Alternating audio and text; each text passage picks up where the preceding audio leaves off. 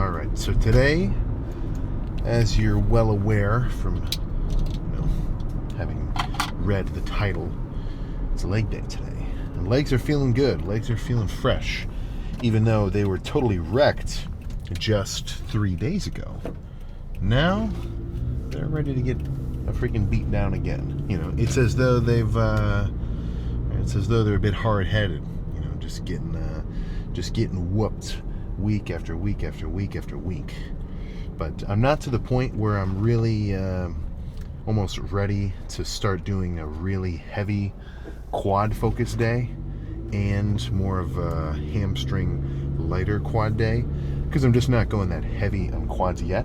So today I'll still be a plain lift, hamstrings first, quads like normal. But I am going to begin to transition to having those sort of 2 individual days scheduled in the week, where the first quad day, or the first leg day, we could say, is going to have more sets of heavier quad work, right? Be it heavy Smith, be it heavy leg press, heavy squats, heavy whatever, right? Heavy like hip press, which not so much the squats. Honestly, the regular kind of loaded movements like that for leg pressing, squats, Smith squats, even hack squats and like pendulums, not very hamstring focused. Basically, all quads, hamstrings almost have nothing to do with it apart from stabilization. But leg press definitely gets a lot of hamstring involvement. And it depends on the leg press too, but some of them, like my hamstrings are freaking wrecked afterward, to the point where I feel like I could even pull my hamstring if I jumped into a heavy set of like full-on leg press too quickly without warming up. So what that tells me is if I'm going to have a day that has a bit more of that leg pressing involved, then for hamstrings, right, which I'm still going to hit before, I don't have to totally kill them. Like I'll do some RDLs or no, not RDLs. Like I'll do some curls, laying, seated, get them worked, but they're still going to get activated with some of that heavier quad work, so I can kind of chill on the hamstring volume. Now today it's still going to be even, smash hamstrings, smash quads, but once I start moving more weight around and I'm more used to really being able to wreck them, that's where I'm going to kind of transition to that sort of quad day, hamstring day. And on that lighter quad day, I'm not going to do nothing, but I'll just do a couple sets of leg extensions, some sissy squat stuff, like a lighter volume, just kind of, blood flow, pump style work, kind of as an intermediary lift before they get really wrecked, coming back around full circle. But I was kind of hemming and hawing a second ago about what gym I wanted to go to for today's lift, because if I went to one of the closer ones, obviously I don't have as long of a drive, but I don't really have the leg presses I like, and I know they're a little busier, so that's where going to a little bit of a further gym is going to make a bit more sense. And definitely even further than this one, I'm going to make some trips back down to American Barbell. That's a little bit further for me, but they've got this one hip press I really like. Smith machine's pretty cool for squats. It's a good leg extension. It just all kind of matches. But 45-minute drive, so that's not for every day, of course.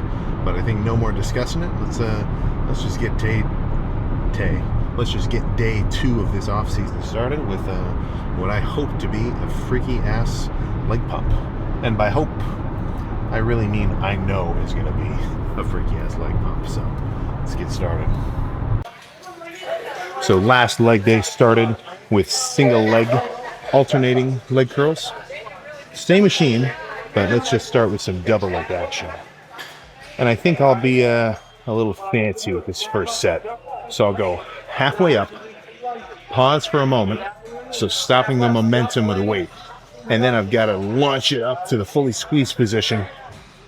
It's kind of a good little sort of training set just for your mind-muscle connection, because if I launch it from the bottom, I can kind of ride the momentum up, So it's like if you're doing a dumbbell curl, you stop halfway through, and then you finish it off from, a zero velocity movement or zero. Well, okay, I'm distracting myself in my explanation.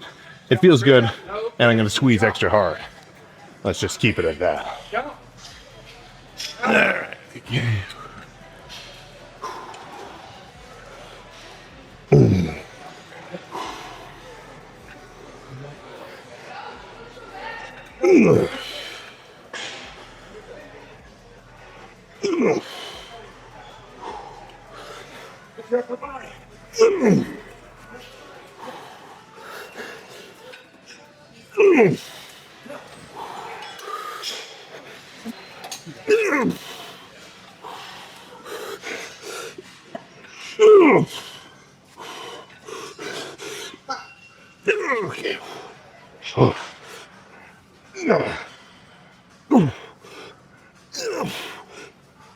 Oh. Oh man. Oh. Oh. One more like that. Oh.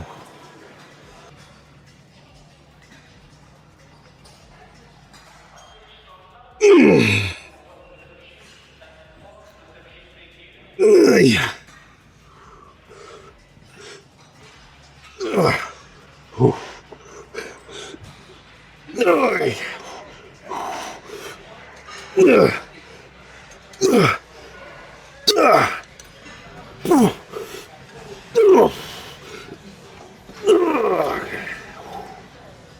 Oh, let's go a little heavier. And let's just make this next one a regular straight set. No pause, hold, no nothing. Oh,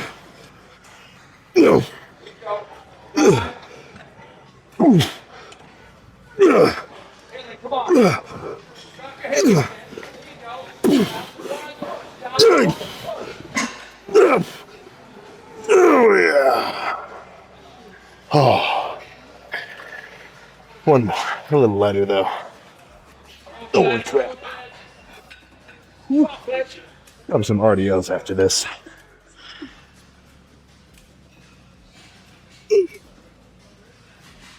Oh.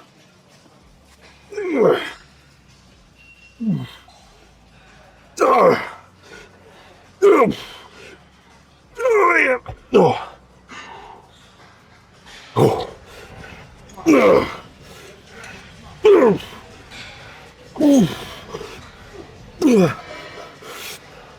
Oh my God. Holy crap. Oh.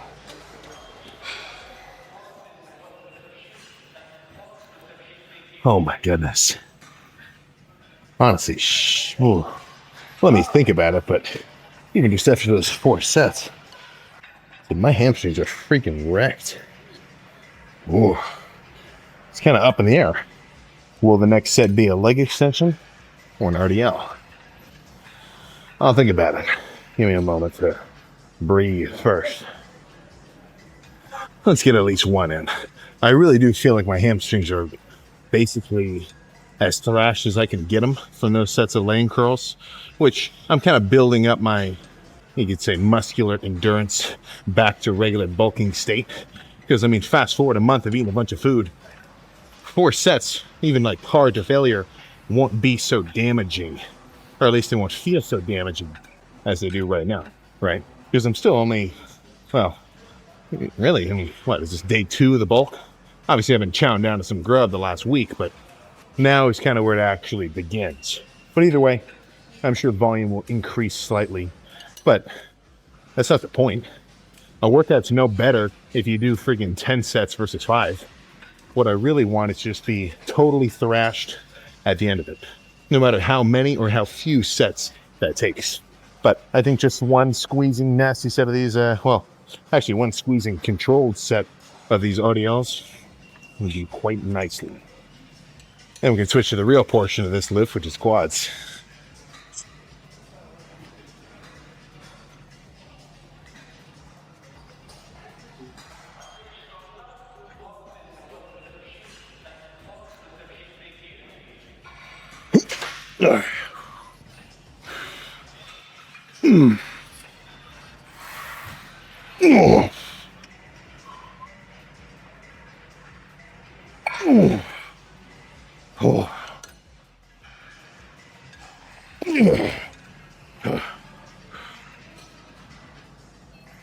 Oh,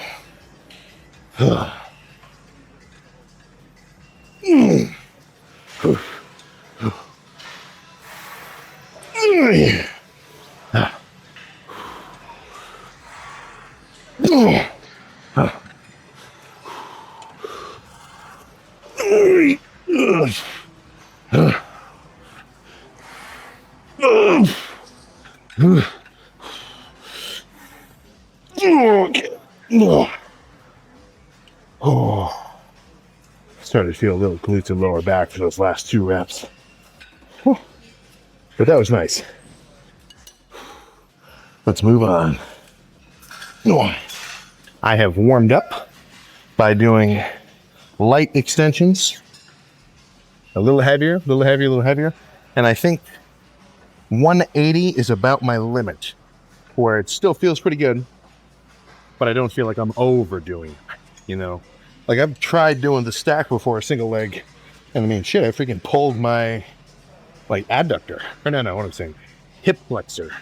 Because it's like, even though your quads can get pretty strong, you're not really meant to be loading this position too much. So this is a bit more of a half warm-up, half working set, because after 2 sets of leg extensions, which, I might do 3, but probably 2, I'm going to feel way better if I move on to a squat or a leg press. Like in my mind, I used to think, well, I don't want to weaken myself by doing leg extensions first. If I want to squat heavy. Let's do squats first. But I think I had just a flawed mentality. Because frankly, I feel just as strong after 2 sets of these leg extensions. So maybe it's like different fast twitch, slow twitch fibers are being activated. But for me, at least, in a bodybuilding, muscle growth kind of context, leg pressing, be it squat, leg press, whatever, feels so much better to ease into once I've already got a little bit of a quad pump begun on the leg extensions. So this is basically always my opener for quads. Whether it's a heavy day or a light day, leg extensions first has been working quite well for me. So let's just do all the left, all the right, approach failure as close as I can get to it, and then go from there with a different song.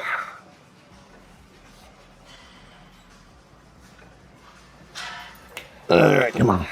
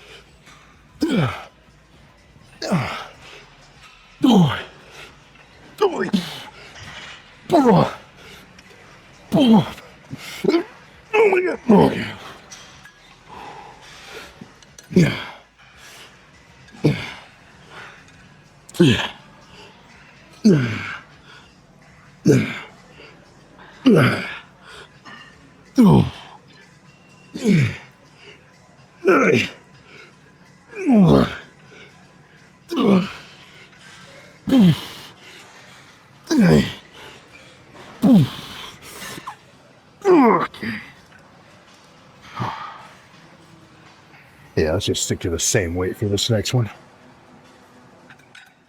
Over the shoulder angle for this one.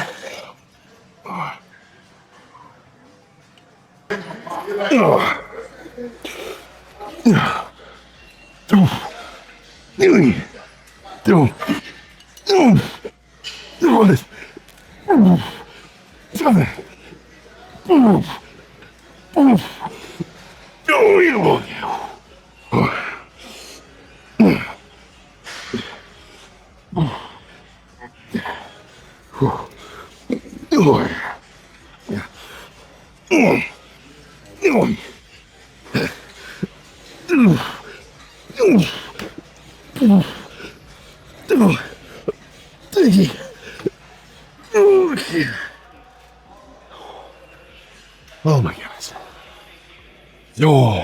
Let's go press something. Now the question is, what? Let's think about it. I was kind of getting myself excited I was like, oh shit, 5 plates is back. Uh, I don't even have to get to the point of having to think like, okay, let's just do 4. Don't do 5. 5's too much. Dude, 4 feels freaking heavy. Like heavy in a manageable way. Like I'm thinking I'm gonna rip my shit or anything.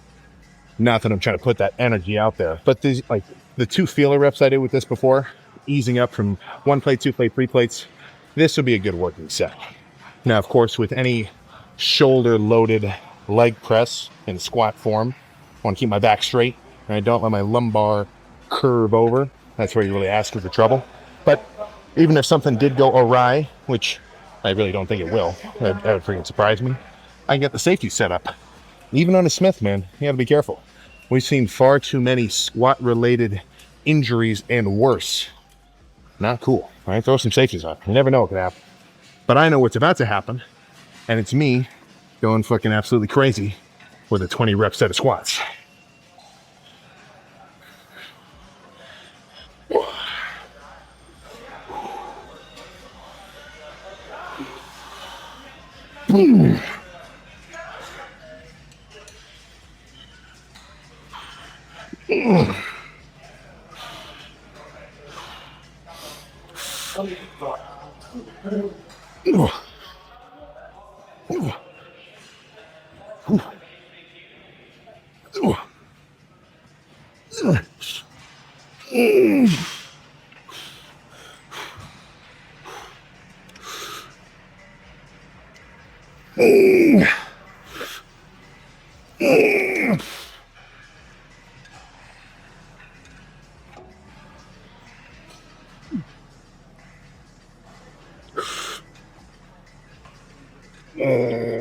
Okay. Oh. Ooh. All right. Oh. That was good. Let's do a few more just like that. Yeesh. Man. Feels good to have some freaking weight on my back. Oh. All right, I'm gonna sit down. Oh my God.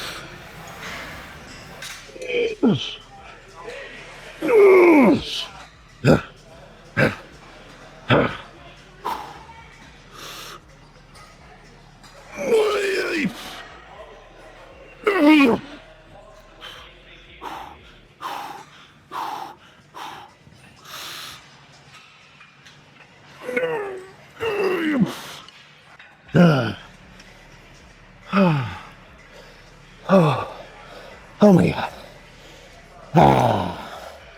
I think that's enough of those. Holy crap. Let's get some of this leg press going. And after this, probably some sissy squats with leg extensions. And quads will be good.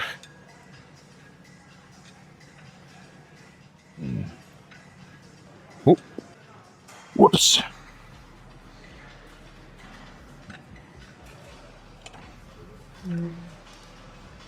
What actually did? I think it's just right in the beginning.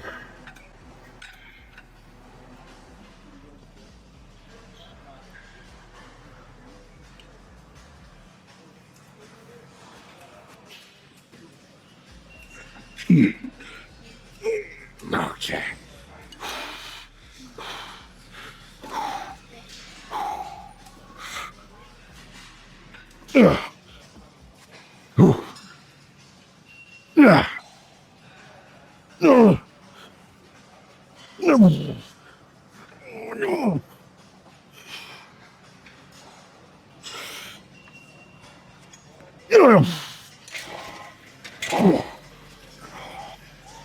Oh, one more. Oh, goodness. Oh.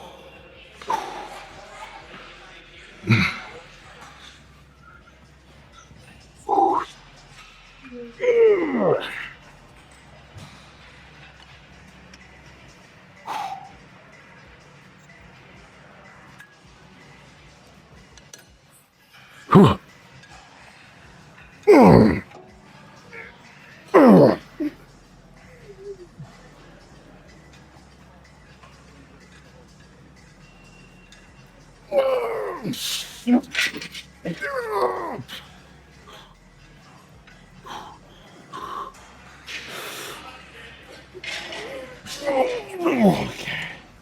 Oh my gosh. Whoa, let's grab a leg extension. Oh shit. If I thought my freaking legs were sore after the last leg day, well, I don't have to worry about that till tomorrow. God damn. Here's my game plan. Alternating single leg extensions, right? 5 on the left, 5 on the right, back and forth, back and forth. Have a good squeezing hold at the top as the pre-exhaustion portion. Hop up, turn around, grab onto here and here for stability. I kind of like my feet to be touching. Well, close to touching at least. And then some self-assisted sissy squats. So that'll be the burnout. And this combo has never steered me wrong as a quad ender, because it kind of just, shit man, it just freaking works. You know, I'm kind of taking every factor at my disposal and using it in its best kind of way, because my legs are already thrashed. So this is a good burning portion with the beginning, holding the squeeze, and then a nasty stretch with the sissy squats. Shit man, I mean, as long as it feels all right for your knees, I love this. But that's up to you to decide, or answer more like. But this is light. Okay.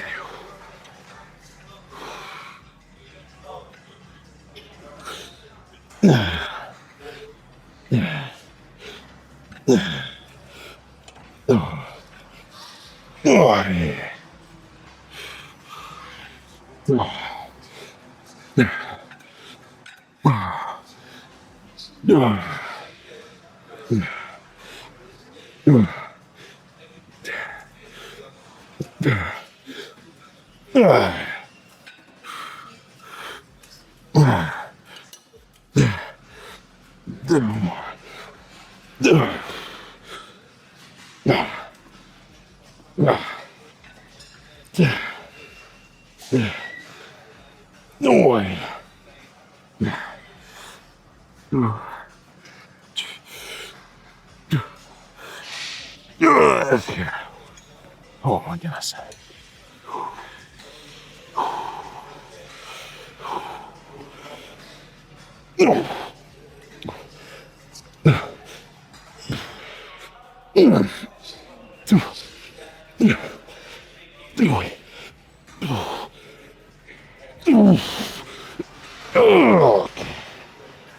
Oh, yes. Yeah, that's enough. There we go. All right. Pretty much right in the freakiest spot, lighting wise. So let's just see how quads are looking. Or quads and hams combined. And oh my goodness. Those friggin' squats did a number on my lower back. Not in like a back, like spinal kind of thing, but I'm saying like my erectors, they are friggin' pumped up. Oh my goodness.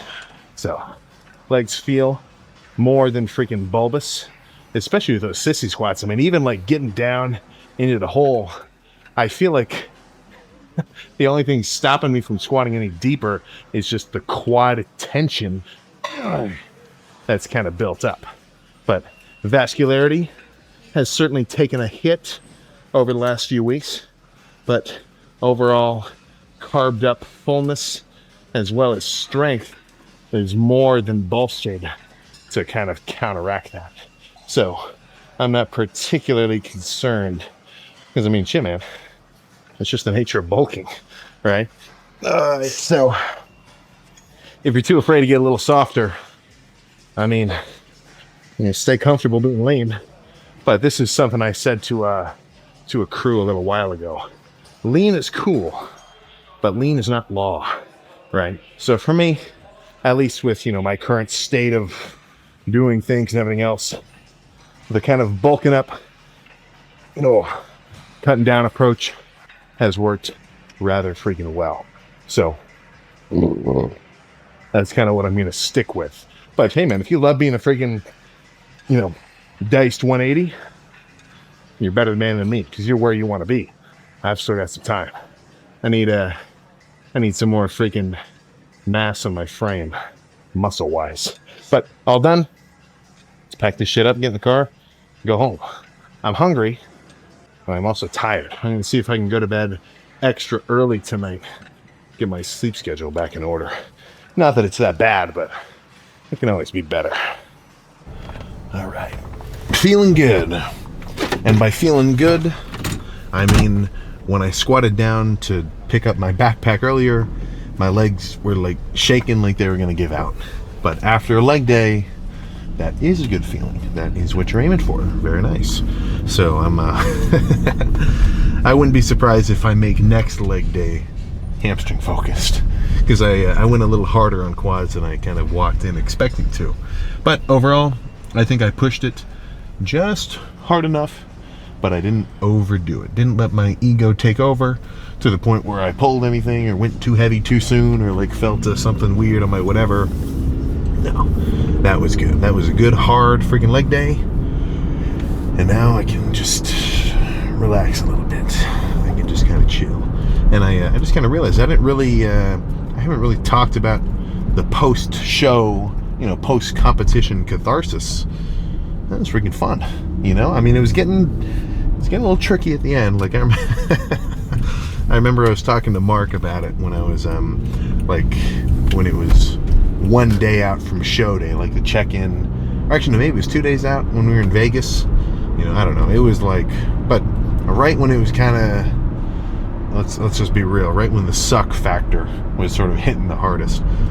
Tired, depleted, dehydrated, thirsty, hungry. I mean, every, aspect of the prep. Like, I've dieted before, but I've never, until now, now I've got a deeper understanding of what these guys really mean when they say they're deep in prep. And I remember I was talking to Mark, I'm like, man, this freaking sucks right now. Like, not to the point where I was going to say, all right, I'm not going to, just give me a gallon of water, give me some Gatorade, I'm done with this. Like, no, of course I was going to, keep going with it. And usually it's not an awesome move to complain to yourself, because then you're giving that situation more power in your own mind. But I mean, let's be real, that was pretty hard, especially those last 2 months. Like, that was not totally effortless by any means. But we were kind of having a little chat there. I'm just sitting freaking, in 2 days out kind of state. I'm like, yeah, let's, I won't really know how I feel about all this whole competition until after it's over, because, it's, it really is kind of not all uncomfortability, but for the most part, kind of a lot of uncomfortability, all for that one moment, right? The competition day. But yeah, afterward I can say that was fun. I'm definitely excited to do that again once I've got a bit more beef on my frame for later, because I don't want to just, at least from my kind of perspective here, like, I could do a 4-month off season, maybe gain a pound or two of lean tissue, maybe even like 5, I don't know, if it was a really successful bulk, and then try to go on stage again. But I'd be under my weight cap, I mean, if I can check in that day before at 227, I want to be as big as I can be, so I can get right at the weight cap, just like for these last 2 shows, and really have, just kind of a bigger build. Because as much as it is leanness and density and proportion and symmetry and everything else, right, it's still bodybuilding, right? So if you're fighting at the top of your weight class, it's going to do you good, so if you're considering, right, getting a competition ready or trying to schedule something like that, I would say, I mean, if that's what you want to do, go for it, right? But usually, or at least this whole time, my mentality has been wait till you're as big as you can be for whatever division you're going to do, right? So I'm not sure how the natural side of things works with the classic, and like what the height limits are or anything like that. I mean, obviously I haven't had to look into it, but you know, if you got some beef on your frame, you've been lifting for a while, and you're interested in competing, shit, man. I mean, it was hard in the beginning, right, with that whole prep and everything, but at the end, yeah, that was freaking fun. But what I was about to say was, in my mind, I always imagined it as, well, I want to get, you know, jacked first, like get as big as I can be for that weight class first, and then compete, you know, just go for it. And usually I'll see arguments against that as like, well, what about stage experience, right? Doing a show a little bit earlier when you may not have totally maxed out your weight cap or anything else like that, purely for the experience of going through the process of everything and having a better grasp of like what it's going to be like. And in my mind, I'm like, you know, we'll just see. But there is definitely some value there. I mean, you saw it for me first freaking hand. You know, I walked out there with some freaking soft legs, not in terms of leanness, but in terms of just not actually flexing them. So I got the benefit of that initial stage experience by getting those critiques and feedback. And then luckily I only had to wait a week and a half to implement those kind of adjustments. So, I mean, if I didn't have that second show to go to, even right now, I'm sure all these videos would be full of the, you know, the leg flexing comments until I would compete again, you know, whenever, and actually make that adjustment. So, you know, I'm not your dad, right? I'm not your coach either. So it's just kind of something for you to look into. But yeah, it was definitely fun. But that does not negate the enjoyment that I have right now of knowing I get to get some grub into my system and really fill back up. Ugh.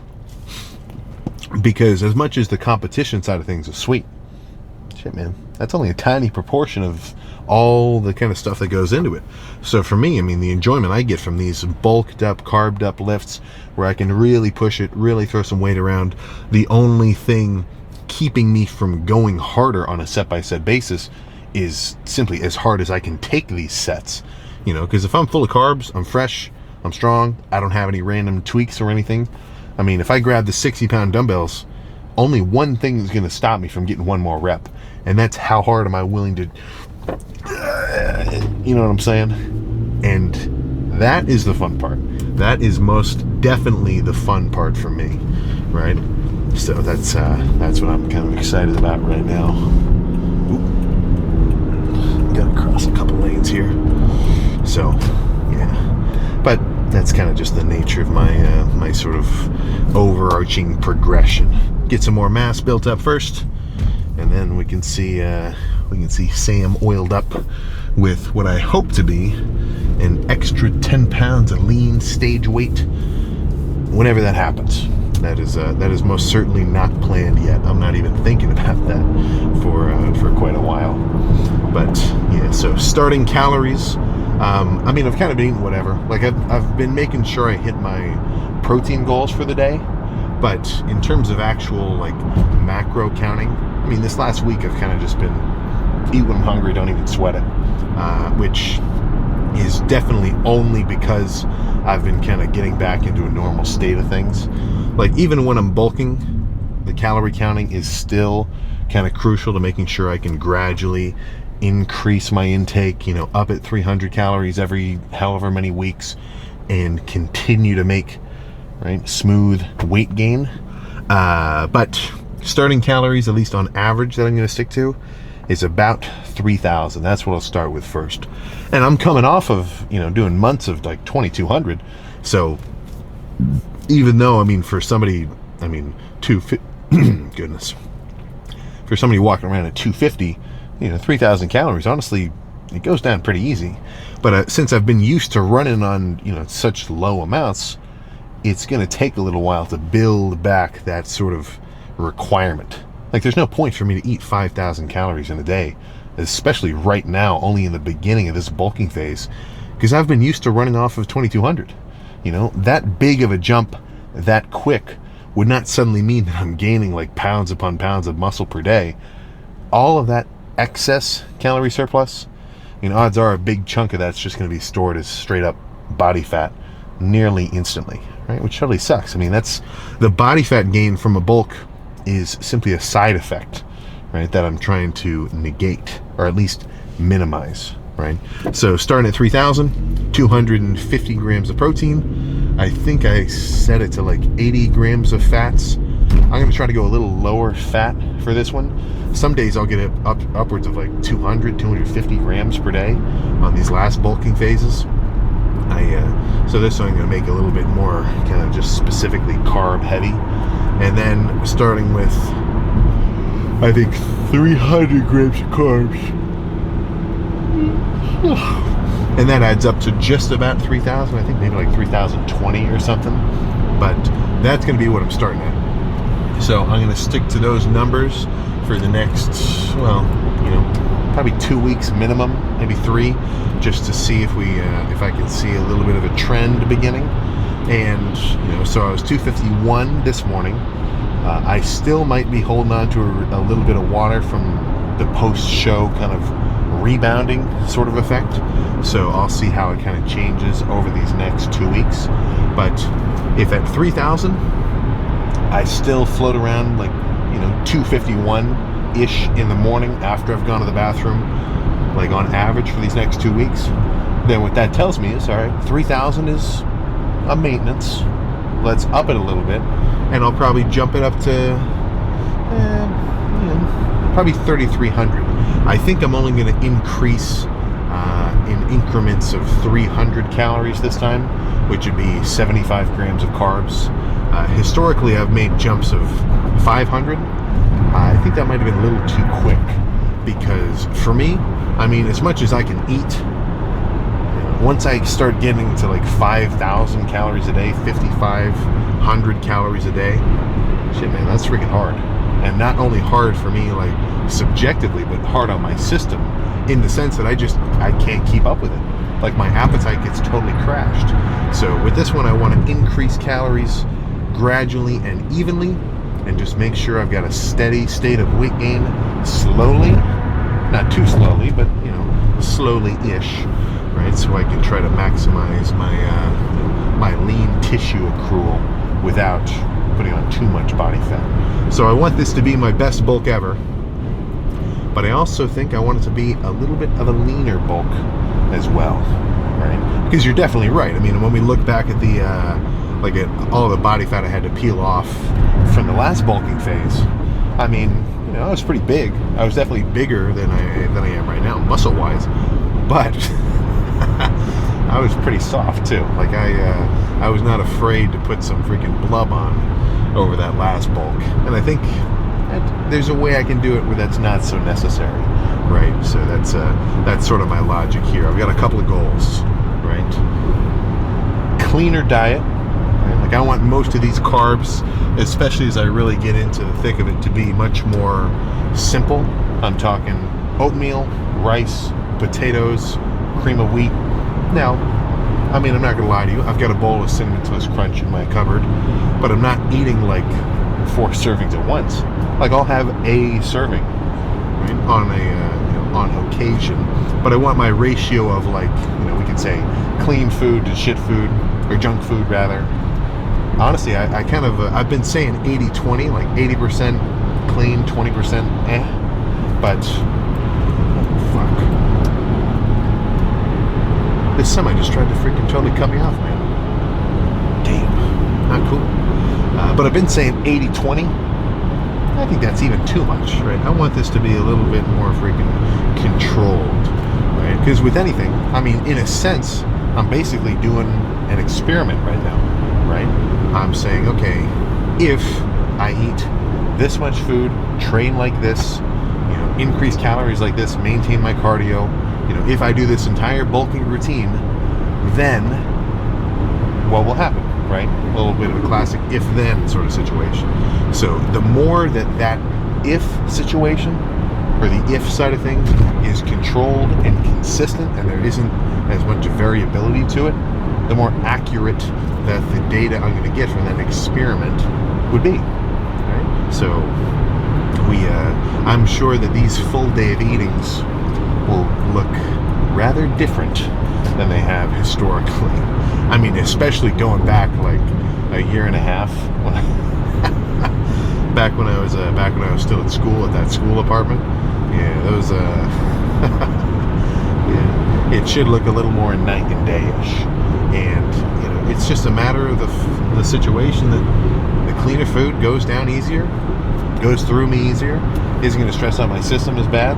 I'll be able to eat more food for longer and gain more muscle over the time that I'm trying to bulk up. I mean, simply no drawbacks. And frankly, I don't know, man. Something, well, I'm probably just saying this because in the process of carbing up for both of those shows, I was eating a bunch of sweets and everything else. But, I don't know, something, maybe I overdid, I probably did overdo it. But it's like I'm just not really, not as interested in the sweets right now. I'm sure that'll change. But, yeah, well, there'll be much more bodybuilding consistent meals over these next couple of months. So, keep tuned. Keep tuned. Well, I mean, you know, I'm gonna keep you tuned in. I'm bringing you guys along for the whole freaking ride. But yeah, that's my plan. So maybe I'll. Well, I'm definitely gonna track my day-by-day weight, and I've got my calorie intake tracked as well. Every, you know, I've been using one of the macro trackers, but I'll. At the end of this phase, I'm gonna have a big, fancy-looking graph that'll kind of show the progression, which is kind of the fun part of tracking your body weight on like a Google Sheets or something. Because if you actually do it consistently, as soon as you plot that and you look at the, you know, the sort of rates of progression, it's just kind of cool to look at. But it's going to take a while for that pattern, goodness, to be revealed. So slow and steady. Slow and freaking steady. That's the plan. So, god damn. These semis are going freaking wild tonight. It's nuts. But assuming no big ass truck throws me off the road, I will see you tomorrow for what I presume to be a chest day. A chest day with a rather large influx of blood, glycogen, and all other muscular fluids straight into these bad boys, to the point where if I was wearing a button shirt, I might want to wear safety glasses because I might freaking blow the buttons right freaking off. But we'll see that tomorrow. So I'll see you then.